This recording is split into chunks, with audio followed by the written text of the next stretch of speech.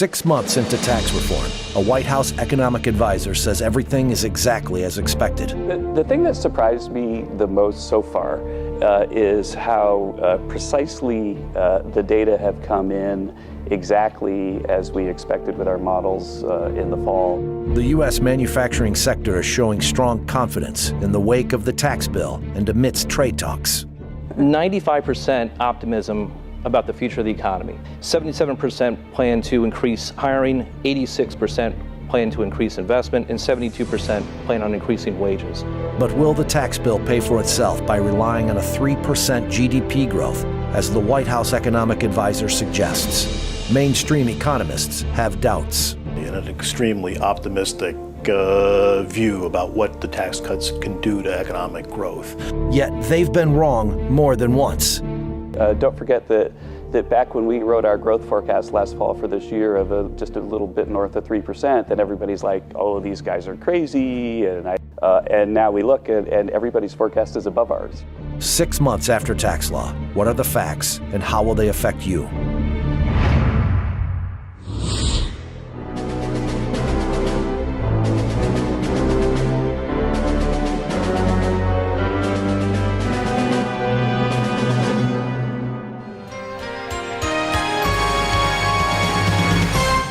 Welcome to Zooming In. I'm Simone Gao. In December of last year, President Trump signed the massive tax bill into law. The bill removed the Affordable Care Act's individual mandate, and it overhauled the tax code for businesses and individuals. It's been 6 months since the president signed the bill. What are American people in business saying about it? Does its ability to pay for itself depend on whether or not there will be a recession down the road? And will there be a recession during Trump's presidency? We'll take a look at these questions, as well as the most recent update on the U.S.-China trade war. The newest Gallup polls from June 2018 show that satisfaction with the direction of where the U.S. is heading has reached a 12-year high. The findings are timely and show the effects of the Trump administration's 6-month-old tax law. According to Speaker of the House Paul Ryan, who was a main author of the bill, the polls show that the tax bill is a success. Millions of Americans have received bonuses and wage increases. 1 million jobs were created, utility rates were lowered in 48 states, and unemployment is at record lows. Well, thanks so much, everyone, for being here. At a June 26th Washington Post event on tax reform, Kevin Hassett, chairman of the Council of Economic Advisors to the White House, expressed surprise that the data is perfectly in line with what their fall models projected. The thing that surprised me the most so far is how precisely the data have come in exactly as we expected with our models in the fall. Estimate of what would happen to structures was that it would go up 14.2%. Because of the tax bill, and it should jump immediately in the models that we use. And in the first quarter GDP, it went up 14.3%. And we thought that equipment would go up about 9%, and I think it went up 8-something%. We thought intangibles investment would go up around 11%. It went up around 11%. We said 9% for overall investment, and it was like 9.2. And so I say the biggest surprise, and I'm sure that the second quarter, it looks like, is going to be way above those numbers.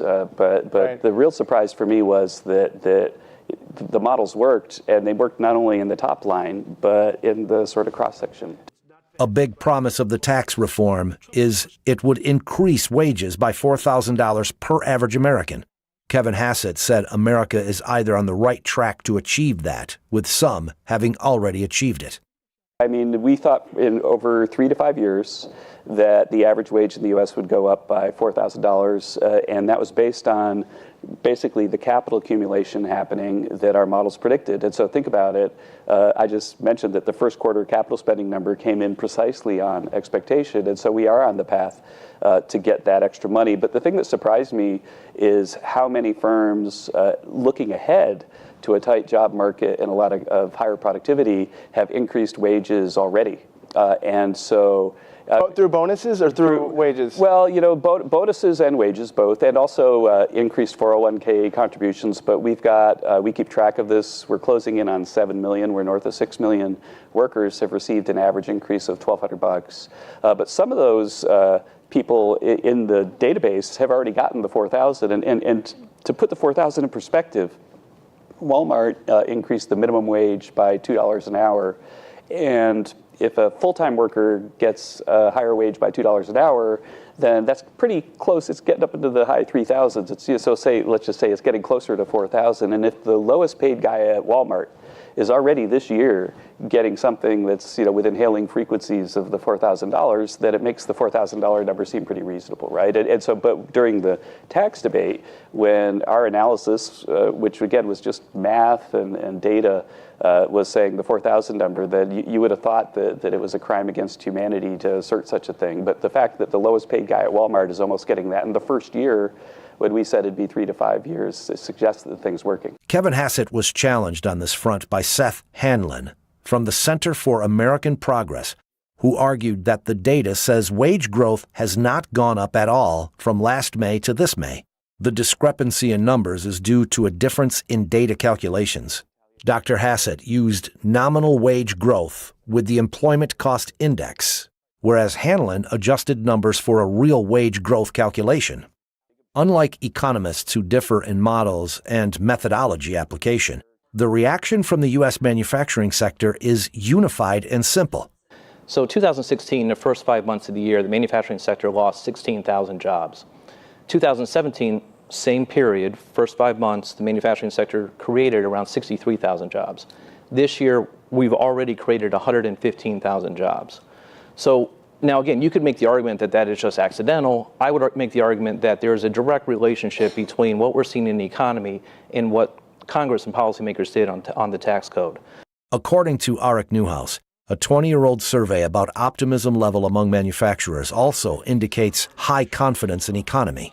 95% optimism about the future of the economy. 95%. We've been asking that question for 20 years. This is the highest number we've ever seen. 77% plan to increase hiring, 86% plan to increase investment, and 72% plan on increasing wages. So again, that kind of, the small and medium size, let me kind of answer the question more discreetly. I think about a company in Mount Vernon, Ohio, about 45, 60 miles northeast of Columbus. There's 450 employees there, 2,000 employees across the country. Ariel Corporation raised its wages by 13% this year. That's pretty powerful, and it's directly related to the tax bill. But an organization representing workers in the communications industry sees a different picture. You know, the stock, but when the tax bill was, when they were talking about it, employers were coming out saying that they were going to give a $4,000 wage increase. That just has not happened. It's not on the horizon to happen. We've seen, and they were going to increase jobs. We've seen jobs, for instance, one of our employers, AT&T, where we have about 110,000 people, said they were going to increase jobs by 7,000 jobs for every $1 billion in tax cut. Well, they got a $3 billion tax cut, and we've seen 6,000 layoffs since the tax cut happened. Coming up, will the tax law pay for itself? And what's in store for the U.S. economy?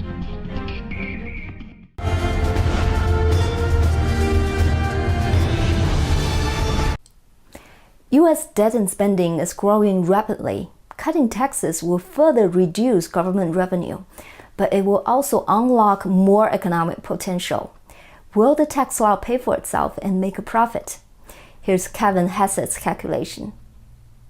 You know, again, I think that if we grow an extra % a year, remember when we took office, the president promised 3% growth. I think we're almost certainly, I think right now, our internal models say it's about 80% that we'll have 3%, a full year of 3% once we get second quarter GDP in. That if you grow 3% instead of, say, the 2% that we inherited for 10 years, that's extra % a year. That's not just taxes, it's deregulation and whatever else we do, but a % a year that gets 10% higher GDP in the 10th year, and I guess GDP in the 10th year right now is estimated to be about 28 trillion. So you get $2.8 trillion more GDP.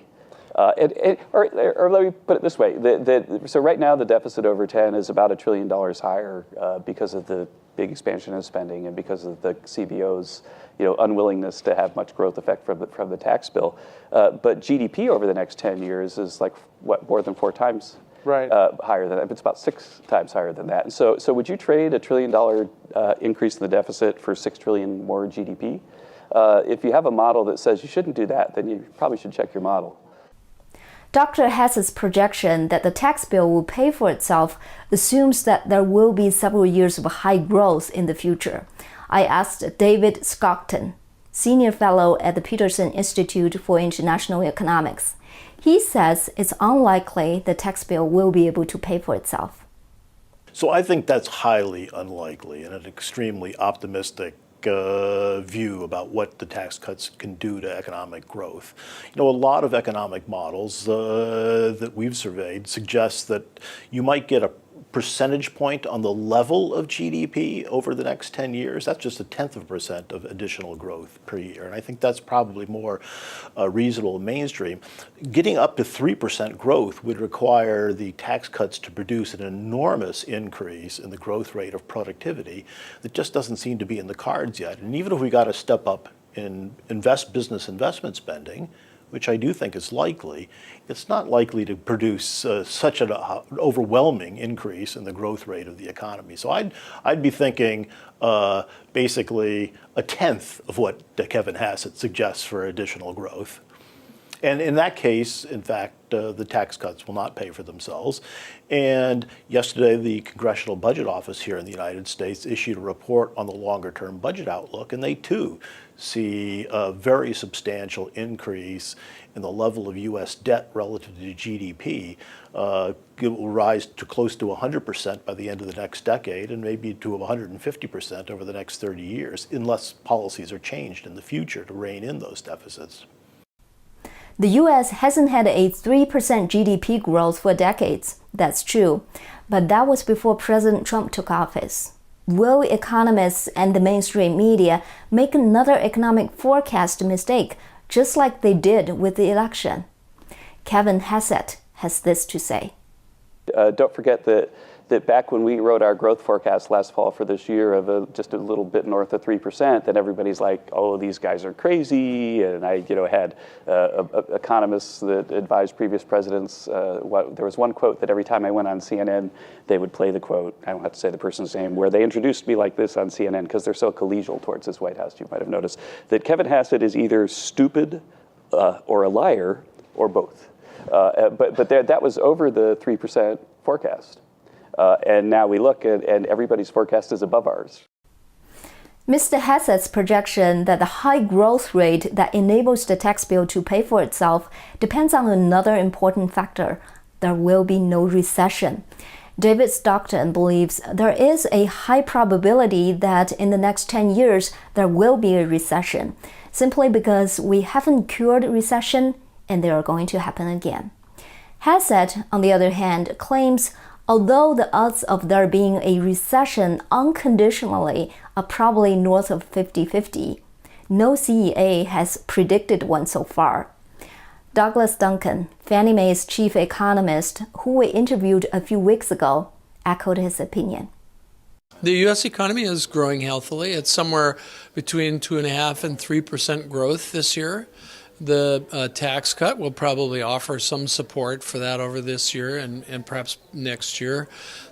Also, the additional federal spending that was put in the budget agreement offers some support. Going beyond another year and a half and further out, we expect things to slow. Not necessarily forecasting directly a recession, but some slowdown because there's the initial impulse of the tax bill and the spending, which then wanes over time. Part of that tax bill is actually temporary, and some provisions of it expire down the road. So as those things happen, we would expect, again, some slowdown in growth. Coming up, is China approaching its Minsky moment amid a trade war with the U.S.?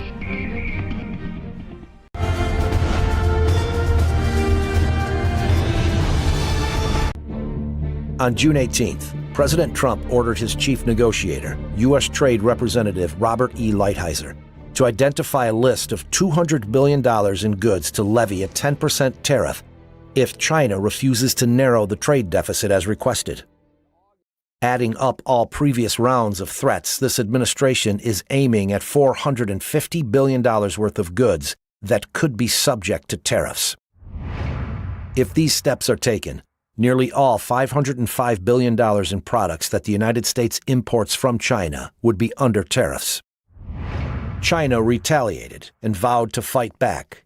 Xi Jinping told a group of U.S. CEOs on June 25th that China would strike back by delaying licenses, holding up M&A deals, or potentially turning its 1 billion consumers against U.S. products on top of tariff increases.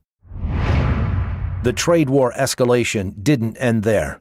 President Trump explored the option to use his presidential power to restrict Chinese companies from investing in U.S. technology firms. He later decided to take a much milder measure by working with Congress to enhance the existing review process for foreign investments. However, protecting technology that's vital for U.S. security and prosperity has long been the center of focus for President Trump's trade war. How much power does China have in retaliating against the U.S.?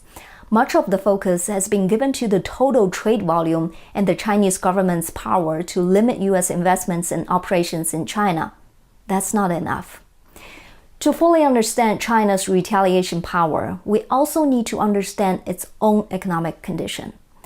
According to one Chinese finance scholar, trade war aside, China's reaching its Minsky moment. It's in no position to retaliate against external forces when its internal economic organs are already unstable. Let's take a look. He Jianbing is a Chinese scholar and author of 2 books on the Chinese economy. He believes that China is facing its Minsky moment. Minsky is named after American economist Hyman Minsky, who anticipated when financial bubbles would burst.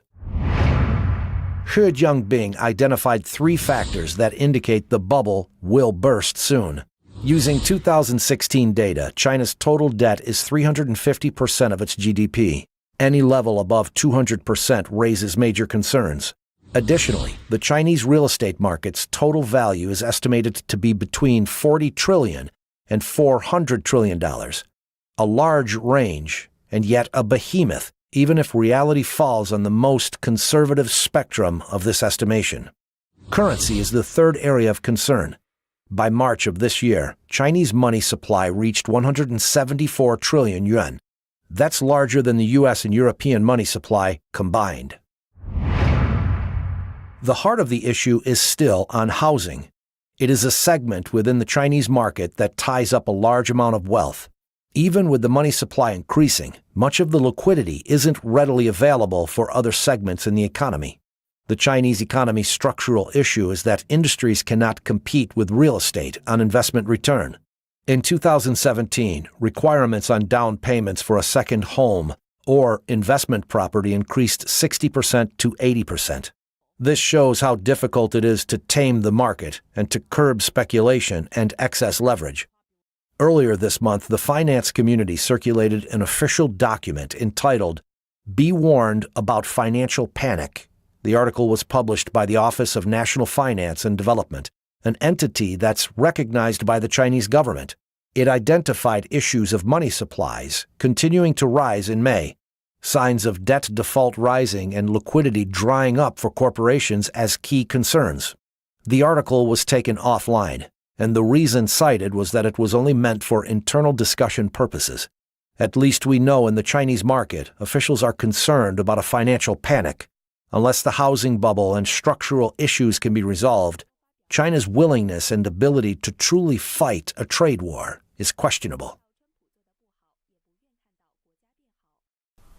On June 19th, a week after Kim Jong-un's landmark summit with President Trump, and amid an escalating trade conflict between China and the U.S., he returned to Beijing to meet with Xi Jinping again.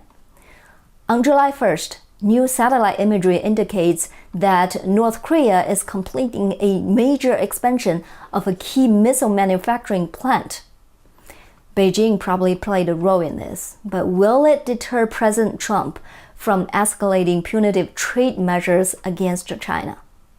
Stay tuned. Zooming In will bring you unique perspectives on this and more that you won't see from anywhere else.